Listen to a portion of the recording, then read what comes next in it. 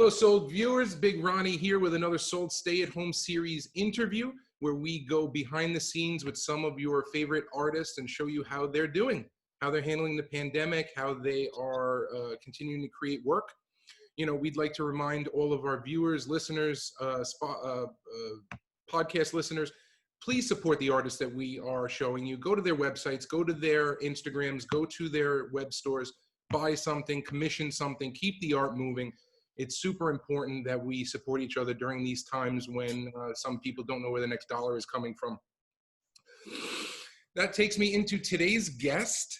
I've been looking forward to speaking to someone that was in the printing realm, and I'm really excited today to speak to Gary Lichtenstein of Gary Lichtenstein Editions today. Welcome to the program, Gary. Thank you. Thank you. Now, I was super excited to speak with you because not only of the breadth of your experience and the amount of artists that you've worked with, but also that screen printing during the pandemic was actually considered an essential business service. How did that shock you? Well, it was an interesting, transition itself. About a week into it, as shutdown began, I had come over to the studio to check on some things, and Melissa had also, who we work closely together as my partner, we noticed that we were getting emails from the ink suppliers and all of our suppliers saying, we're open for shipping, we're deemed essential as silkscreen suppliers. And, the light went off right away. I mean, this is only a week into it, where I said, well, if the ink is deemed essential, then what is it about what we're making that's essential? Because obviously we were working on some art projects, with some artists, and, you kind of felt like, well, we have to shut down because art is not deemed essential, when in fact it really is. But that's another conversation. So we turned around and said, well, let's just find out right away what's essential about it. And we contacted an organization called Urban Pathways, which is a fairly large-sized nonprofit in New York that has 14 or 15 buildings in New York and New Jersey and throughout the boroughs that transitions and houses the homeless. And they've been doing it for 30, 45 years, but we called them up on just a conversation and said, what could we do to help? And they said, signs, simple signs. Communication is our hardest and most difficult problem right now. We have all these 8x10 COVID signs from the printer, and nobody reads them, and our clientele, which is basically transitioning over the years, a lot of at-risk and homeless and people who needed a place to call their own.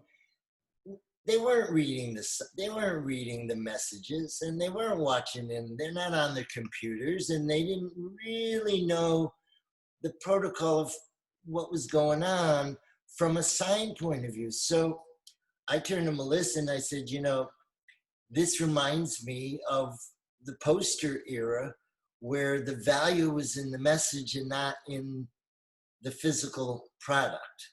While of course there's some value in the physical product, it was the message. So they said to us, just how about keep your distance? Or how about, stay 6 feet apart? This is very early on. And, how about wash your hands? And ironically, I immediately started going through the drawers, looking for images that on their own would convey that message. And I've been working on a project with Eric Orr, who you probably know. And I looked at the projects that we had done before. One of them was Max the robot carrying a sign. It was being used as a standalone image, and then it was also used to raise money for the New York City schools. And I called Eric and I said, what about putting 6 feet away, keep your distance on this, let's give it to them. And he goes, whatever we could do. And immediately they responded to, this is such an upbeat, it's a happy feeling, but it carries the language and it says what we want.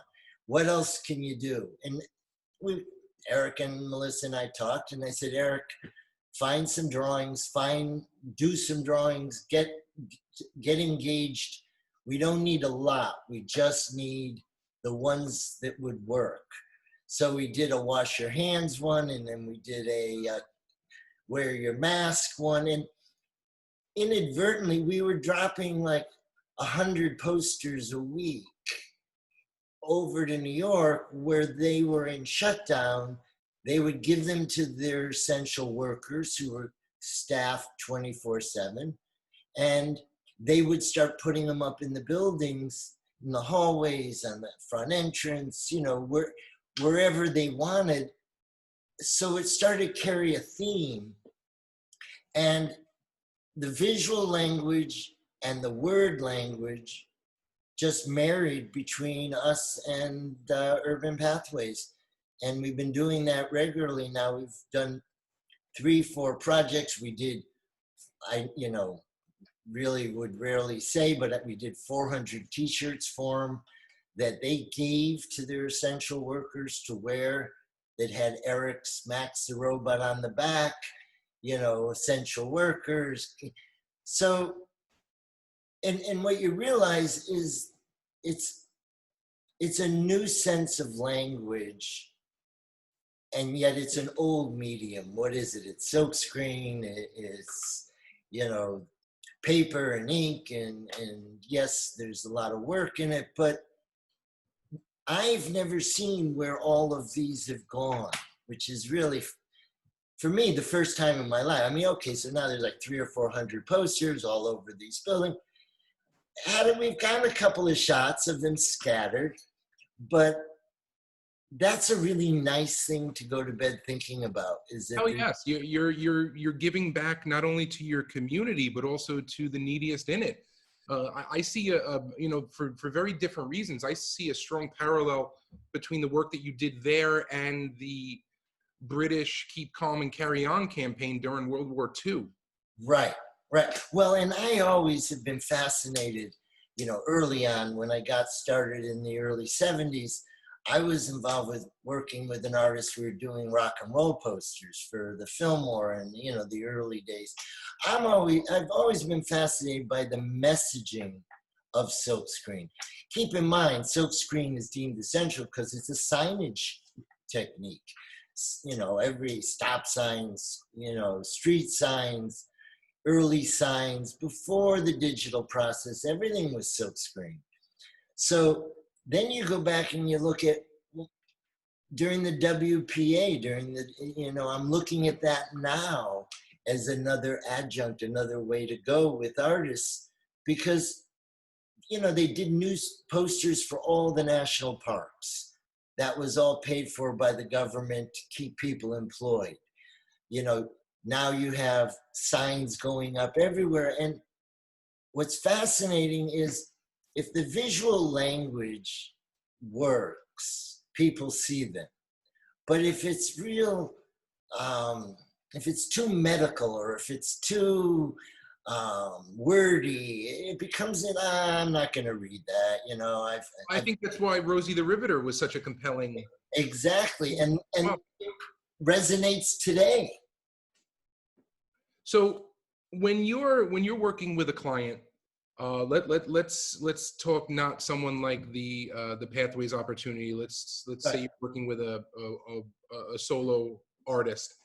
Now, obviously, your technique and your medium and your reputation is flawless. You're at this point where you've done it long enough. You're going to get good output from what you're looking for. But how do you manage the interpersonal part of it, where someone that doesn't understand silk screening, or someone that was coming from a graffiti background that doesn't understand the technology involved? How do you break down that barrier and get them a little more comfortable with what you're doing? Well, they could be familiar with the process or not. they're obviously familiar with their own artwork and how they make it, huh? And how long it takes and what they do. And some are not, they just say, I don't know how I did this. I just, I do it. But I always use the analogy is what my studio is to an artist is what a recording studio is to a musician.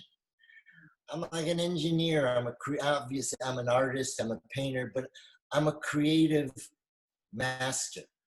So I kind of can work within the scope of what the artists have as an idea, or they could show me something and say, well, I really like this. How do we make it into a silk screen? But again, it's like a recording engineer works with a musician who's written the song and he's played the song and he's written the lyrics, or collaborated on the lyric, and they put together something that is uniquely their own as, say, sound engineers or recording studios. But they've also learned how to gift back the creativity to the artist, because the artist wants to call it his own. He might be the one who signs it. He wants to be able to say, this is mine. So that, along with the other notion that I don't make reproductions. That's for commercial printing. What I do is I recreate the work. I take it all apart and I put it all back together in the way that I think it could be printed. But it's never done the way it was painted. It's done in a way that it could be printed. So it could be which color is layered first and which color is layered second, and what colors am I going to make from this layer and that layer. But it's my love of what I do that is oftentimes contagious with their love of what they do, that we then begin to work even more closely together. When was the first time that you collaborated deeply with an artist like that? What year was it? 1973, 1974. Tell us In about fact, that. at the time I was an apprentice. I was working with an artist who was making silk screens, but in looking through the rearview mirror, that was the experience that said, wow, the two of us are working on something, and while he might be the artist, the relationship is there where we're doing this together. The answers, the questions, the discussion, and then shut up and let's get to work. And it reminded me of something solely based on printmaking. You're not about to go paint a painting with somebody unless you decide, oh, we're going to collaborate on a painting. But printing takes two different relationships and, very different mediums. So I got hooked on it. I also loved the color, and the color was always dynamic in the early days, whether it was neon or whether it was day glow, or whether it was just great red and blue. But I also noticed that there were very few places where artists could leave their own studio or their own creative, their own creative environment and go and work with another artist or another process. So I started to model it after other environments that I'd visited that were making fine art prints, most of them doing lithography or etching, but it was part of the, early 60s evolution. And, I introduced myself to it in the early 70s and just kept doing it. Now let's talk about where you're doing it. You're located in New Jersey at Mana Contemporary. Can you tell us a little bit about that space and that working arrangement? Sure. Well, I had been in San Francisco for almost 35 years. We moved the studio back to Connecticut, where I put it in a barn. And I had been working there for a good 10 years when I was introduced to these guys who were putting together a building for the creative arts, Jersey City, close to Manhattan, it gave me, the idea, well, if I were to build a new studio, then I'd really like to be closer to Manhattan. And in the early stages of Mana Contemporary, it was being converted from a storage facility, where people would store things. So the guys, Eugene LeMay, and there was an artist, Yigal Oziri, and Moshe Mana, they had already begun the work. And when we came in, we just, took raw square footage and built a studio for it. Since then, it's become a very interesting contemporary art center, housing a lot of different individual studios, a lot of artists. It's open 24/7. And, it's a industrial building, so it's got the loading dock and the facilities, the freight elevator and the facilities so that I could move materials in and out fairly easily. Being here now 6 years, I would have to say it's been a very safe place to have been able to come during this crisis. While it's predominantly quiet and most people aren't here, it is open 24/7, and they've done a great job making you feel safe. How are you weathering the lockdown now? Is it, I'm not going to ask, is it affecting the business? Of course it's affecting your business, but how are you changing? How are you adapting? Are there different things that you're doing? Can you give any tips to younger artists that can navigate this treacherous time right now? Well, when I started working with Eric Orr and Melissa on the Urban Pathways, it was a real breath of fresh air and a gift, because to make art and to do what we were doing and to continue it, we were all pretty much in shock. We got to stop what we're doing. So I would say you got to find a thread of inspiration and grab a hold of it and pull yourself forward with that thread. And I was, I had no assistants other than Melissa and I. No one was coming into the studio to help work. I got back to printing, and when I'm printing something that I'm inspired by or is going in the direction, in this case, of helping others, I just held on to that thread of inspiration. And, I'd have to say, now, months later, we're getting back to some of the art projects that we were on. It's going to be difficult. And for young artists as well as established artists, I think more important than ever, the collaborative relationship could be of incredible value, because we've been alone a lot. I always love saying in business, none of us knows as much as all of us. So Right. as long as you can check your ego and your styles mesh, there's no reason that two artists shouldn't be able to produce more work than one.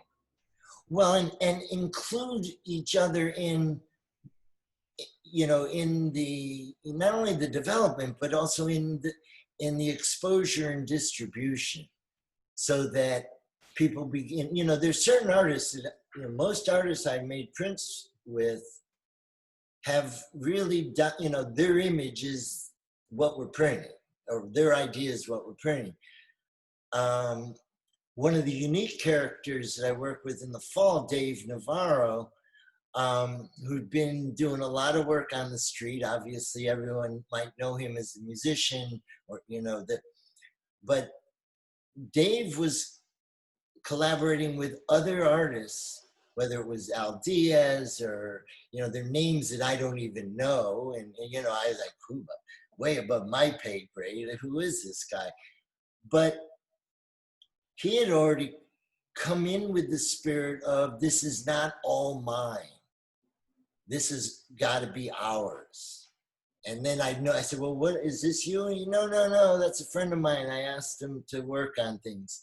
So that in itself was as a very unique individual, like a guy like Dave Navarro, and going back, but look what he's done most of his life. He's played music with other musicians.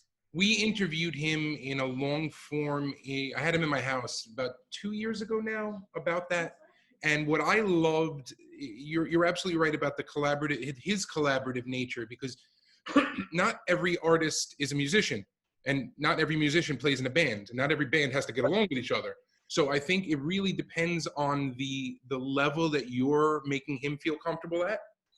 And I think that has a lot to do with you. I'm only speaking with you for 20 minutes and you're already making me feel comfortable. I want to buy a print. I want to come help you out at Urban Pathways, all of that. Well, and it was interesting with Dave Navarro because he was, I guess, in New Jersey, outside Newark, they do their filming for the tattoo show that he does. And a friend of his had called us and said, look, I have this guy and he wants to do this, this poster, this project. And ironically, it was from part of the election, the Marianne, what's her name? Williamson. Right. And Dave was promoting it. So he said, look, we hadn't met. The image came to me. Dave thought, well, it's gone to the printer. And he's like, so when I'm back, I got to go visit the printer because I just want to double check a couple of things. And I'm kind of knowing this, and I, printed up some proofing and I started playing with it. The day he walked in, he said, where the fuck am I? And I said, what do you mean, where are you? He goes, well, I came to visit the printer. Who are you? I said, well, I'm the printer. He goes, oh, you're not a printer. Look what you got here. And I had to get him to focus on what we were doing together, because then he said, well, what are you doing? I mean, I want to come in here for a week without anybody in here. How do I do that? Yeah, you can't. I said, how do you do it? You're here. What's your schedule? It was around Labor Day. I said, so I won't work I'll come in to work on Labor Day. Dave Navarro, for some odd reason, he caught on to the story. He goes, yeah, but you got to promise me something. Look, it's not about the money. All that was. He goes, you got to promise. You got to make sure I do a lot of the work with you. I want to work. Cool. I said, well, okay, but you got to get dirty, and I've got to get work. He was all over the studio, cleaning screens, pressure washing screens, jumping on the press. He wasn't faking it. It wasn't photo shoots.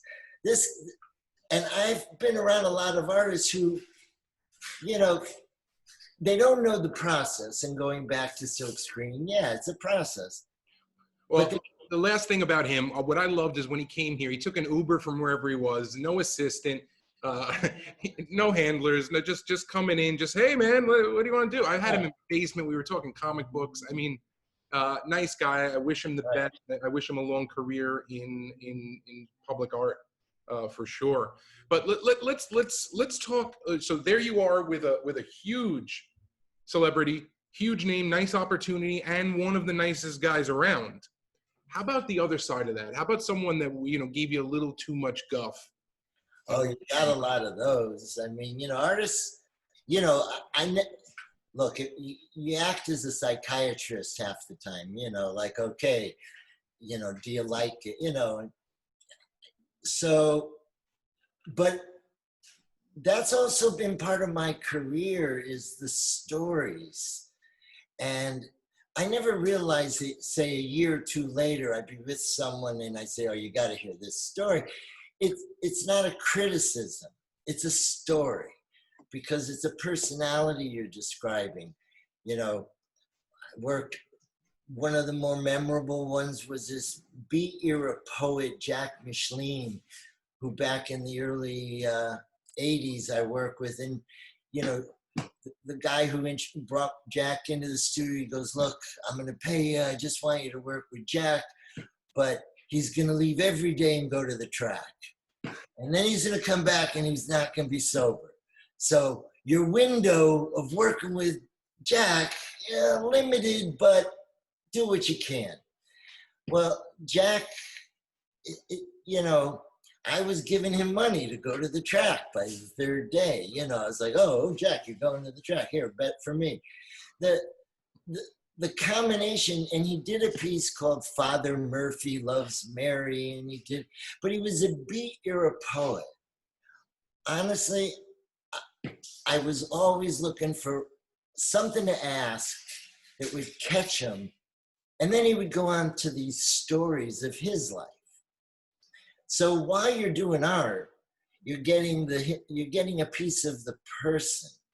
You know, I've done that with almost every artist, because you're not going to stand around talking about their art with them very long. You're going to make it.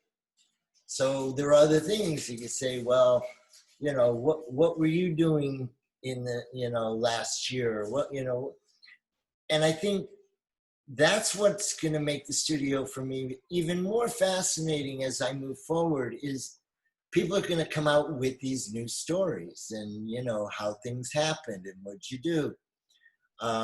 Robert Indiana, who's known for the love sculpture, the tilted O with the, you know, love. He and I worked together years ago in the 2014-15. He was a historian on his own work and on everybody that was engaged with him. And he had stories that, you know, he made sure sometimes he had two people in the room who really didn't like each other, just to see what happened. You know, I've had artists in the studio who come in, they say, oh, I love what you're doing. And then they spend the next half hour criticizing. Mm-hmm. But it's their work. But I'm doing the work, so I'm open for criticism. And you didn't pay enough attention to the red and to the yellow and to the orange. And I just kind of take it in and then move on. What do you listen to while you're working? Well, for music-wise, mm-hmm.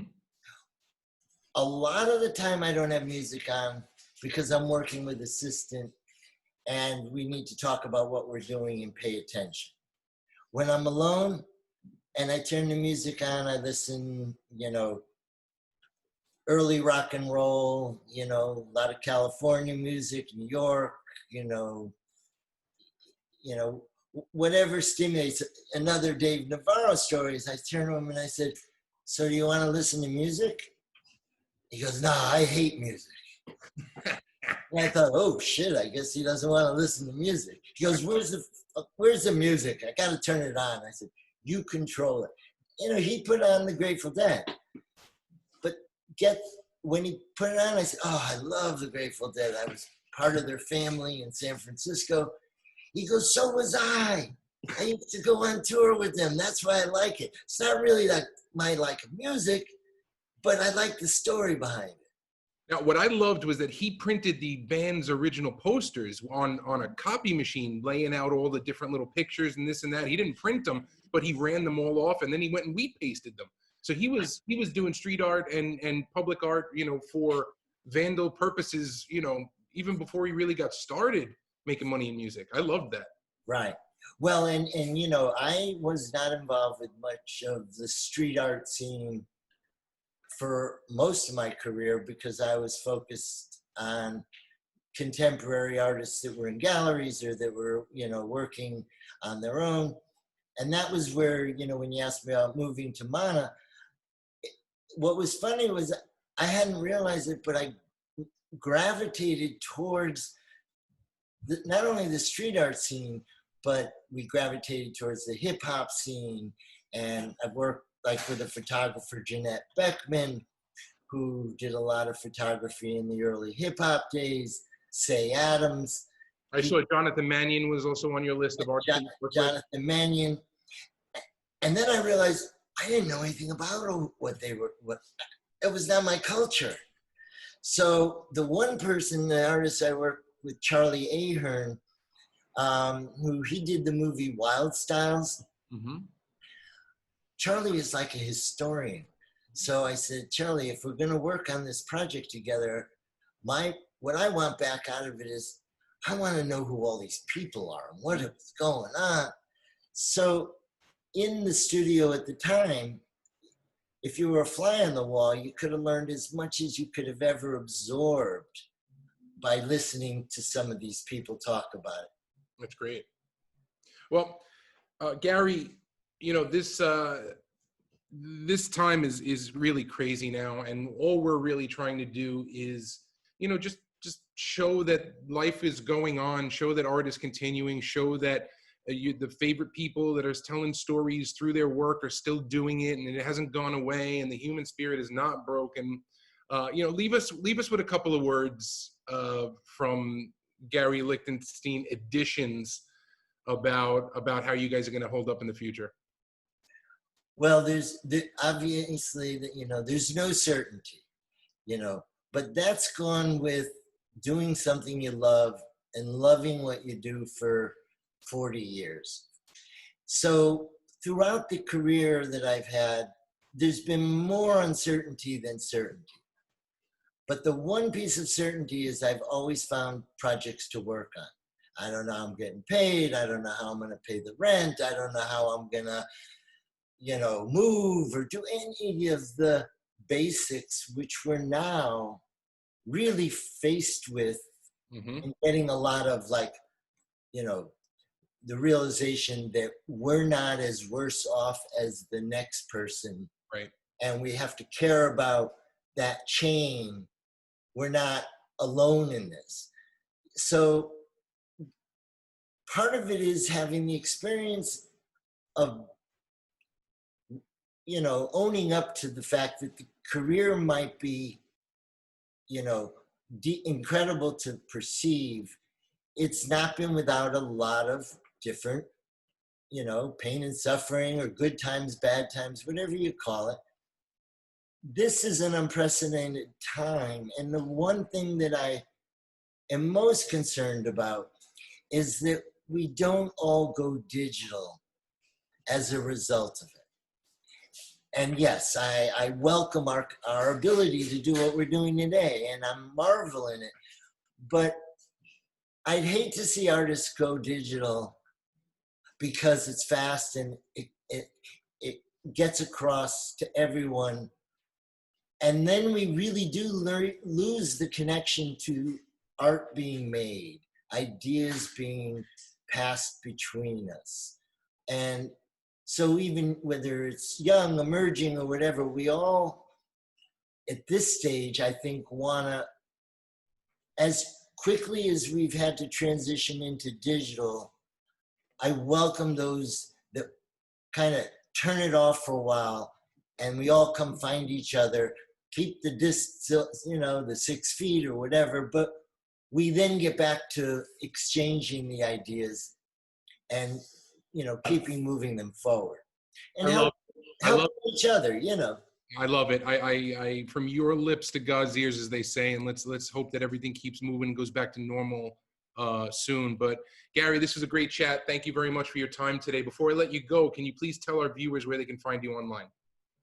Yeah, it's Gary Lichtenstein Editions.com. No, it isn't. Oh. It's It's GL Editions. GLEditions.com.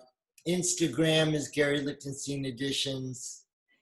And we're here in Jersey City at Modern Contemporary is our location. I can't wait to come see you when this is all over. Keep doing the good work, and thank you very much, Gary. Thanks.